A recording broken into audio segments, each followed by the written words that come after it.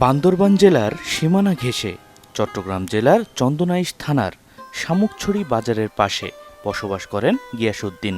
একসময় কৃষিকাজ করে পরিবার চালাতে পারলেও বর্তমানে পেটে বড় এক টিউমার তৈরি হওয়ায় হারিয়েছেন কাজ করার ক্ষমতা। কর্মহীন হয়ে পড়ায় স্ত্রী, 2 মেয়ে আর এক ছেলেকে নিয়ে পড়েছেন নিদারুণ কষ্টে। রমজানের এই মাসে ভোরে উঠে কখনো শুকনো মুড়ি, কখনো পানি খেয়ে রোজা রাখলেও পানি ছাড়া ইফতার করারও কিছু পান না বেশিরভাগ সময়ে। অর্থের অভাবে জীর্ণ বাসায় সীমাহীন কষ্টে রয়েছে পরিবারটি। এই রমজানে ভাই প্রথম রোজা সেহেরি তো খাইছি, পরোটি দিয়ে পানি দিয়ে, তারপরে মুড়ি দিয়ে, তারপরে দ্বিতীয় রোজাও খাইলাম এইরকম ভাবে। এখন প্রথম রোজা ইফতারি করছি পানি আর লবণ দিয়া, তারপরে দ্বিতীয় রোজা ইফতার করছি সবজি আর মুড়ি দিয়ে। ব্রেকফাস্ট, টিফিন কিংবা স্ন্যাক টাইমে মজাদার আয়োজন মানে অল টাইম ব্রেড। দীর্ঘদিন ভালোভাবে পরিবার চালাতে পারলেও হঠাৎ গেল বছর বন্যার কারণে বসতবাড়িটি হেলে পড়ে। তার উপর গিয়াসউদ্দিনের কঠিন অসুখ। তার স্ত্রী জানান, স্বামীর অসুস্থতার কারণে এখন পুরো পরিবার পড়েছে চরম কষ্টে। স্বামীর আয়ের কোনো উৎস না থাকায় খেয়ে না খেয়ে এখন কোনো রকমে দিন যাপন করতে হচ্ছে।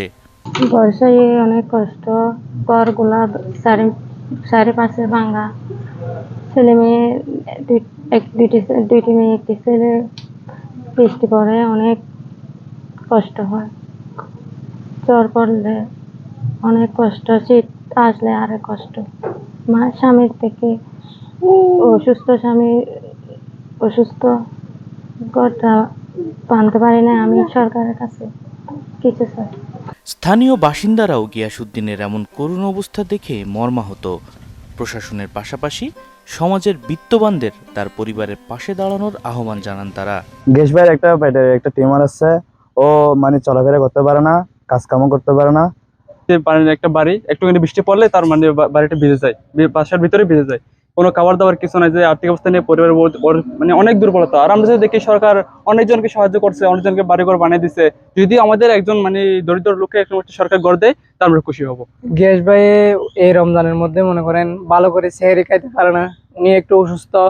তাহলে সবাই যদি সাহায্য সহযোগিতা করে উনি সেহরি খাইতে পারবে একটু।